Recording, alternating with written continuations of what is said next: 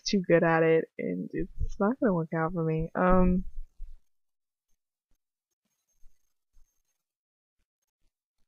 I recording this? I will be so pissed. Okay, good. I was like, what? It stopped? No! He charged at us. I'm not gonna do the voice. I don't know. He charged us. Almost as soon as we entered the house, screaming like a madman. I assumed you wished to avenge his little friend here. Lucius breathed a small laugh. It rips me out of my worn cocoon and pulls me screaming back to the surface. He's worth 10 of you piece of... I stunned him before he could cause himself any damage. Voldemort goes on. But I had noted first the hair color and his age, and came to the conclusion that he was probably Ronald Weasley. It was no easy task getting him out of the house. The remaining adults tried to stop us. 2 of them, I am pleased to say, died in the attempt. One red-haired old fool, who I assume was the boy's father, was severely wounded. But I think he may live. Ron's head jerked upward. If he dies... He breathed out a heavy and ragged, if he dies, I swear I'll... You'll what? Lucius cuts across him. You'll do what, you stupid boy? Ron pulls himself out of a grasp and stands up. I get up quickly as he stumbles, propping himself up as best I can. Voldemort laughs quietly, while Lucius simply sneers. Stop! He shouts, gripping onto my arm so hard I feel as if his fingernails are going to pop through my skin. My dad dies. I'll rip you apart, I swear I will.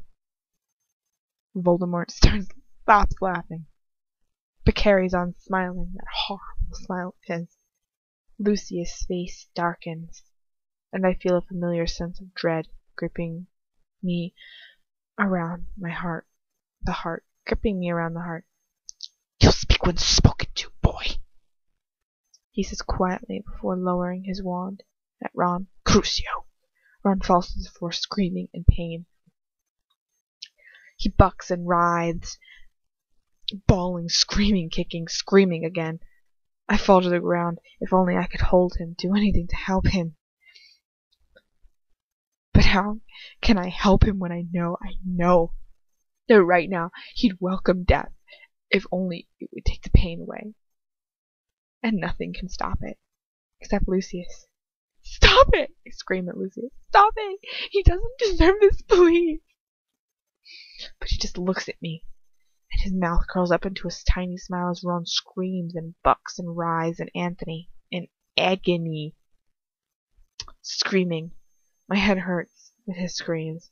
Why? Useless, pointless words push their way out of my mouth. What has he done? Stop it! Stop it! Enough.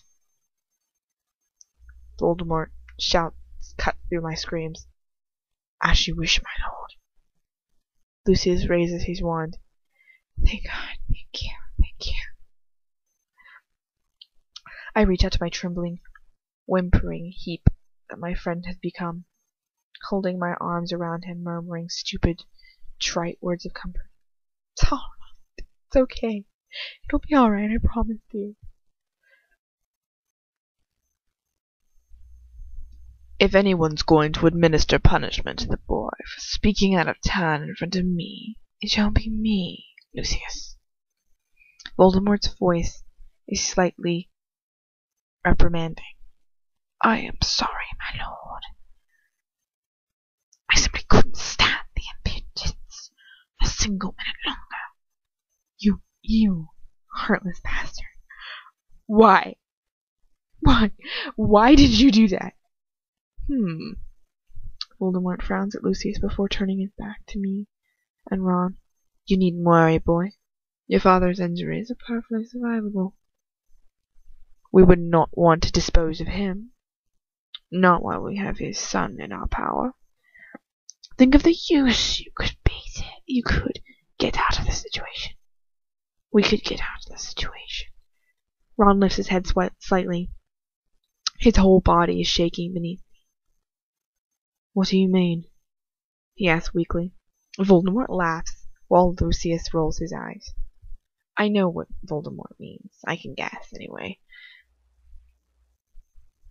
They could blackmail the Weasleys into doing anything if they have Ron in their power. Who knows what a parent would do to keep their child alive and safe? We do not have Potter, is all Voldemort says. But we can use the power, use this pair to considerable advantage. But first things first.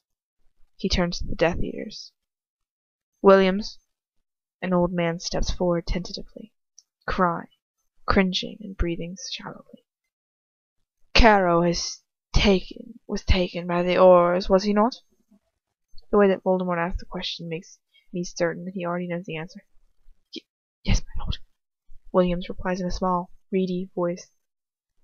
You two were meant to be fighting one of the Aurors that tried to stop us from taking the boy. Is that correct? My lord. Williams gasped. We tried. We did try, but Caro was stunned. It was 2 against 1.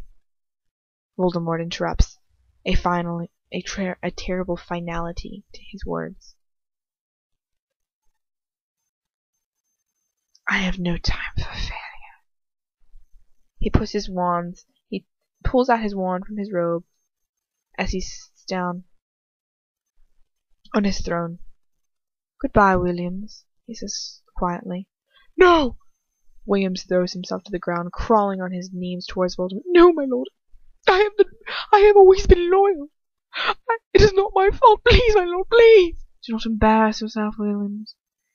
Voldemort leans backwards and points his wand at the old weeping man on the floor behind him.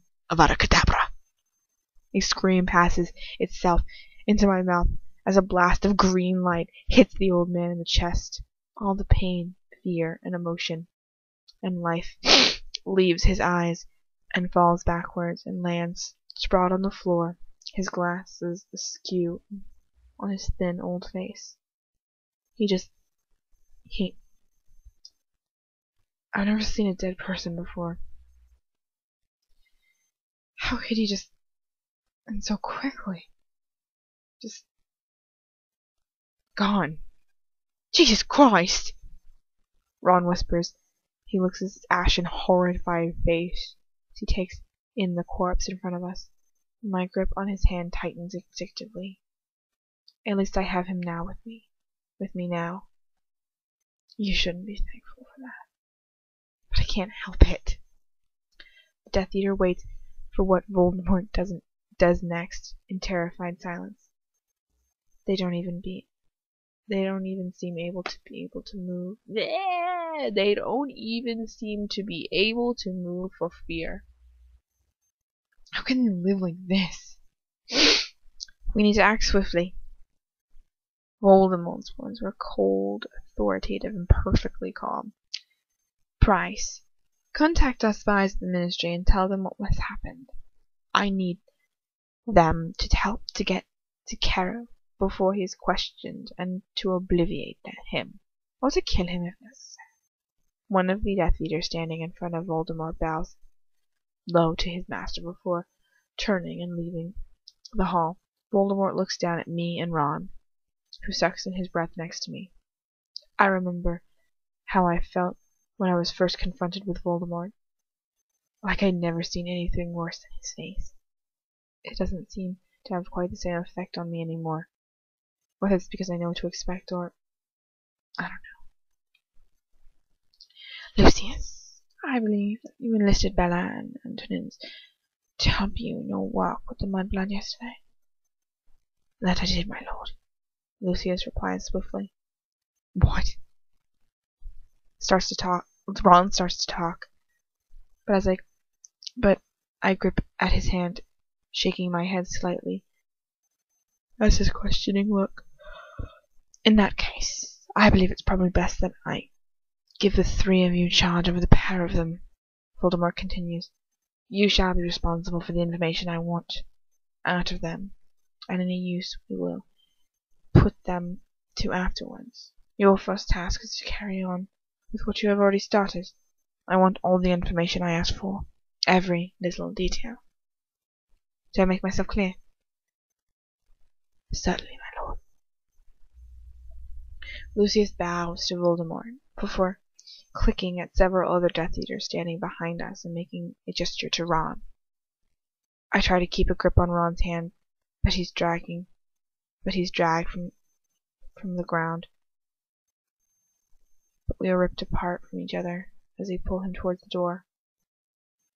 It's like a piece of me has been torn away. Don't worry, I say quickly. It's going to be fine. The words sound hollow, like a badly rehearsed line in a play. Before we can do more than a nod to the Death Eaters drag him from the room, an iron grip on my arm. I hadn't even noticed him come over.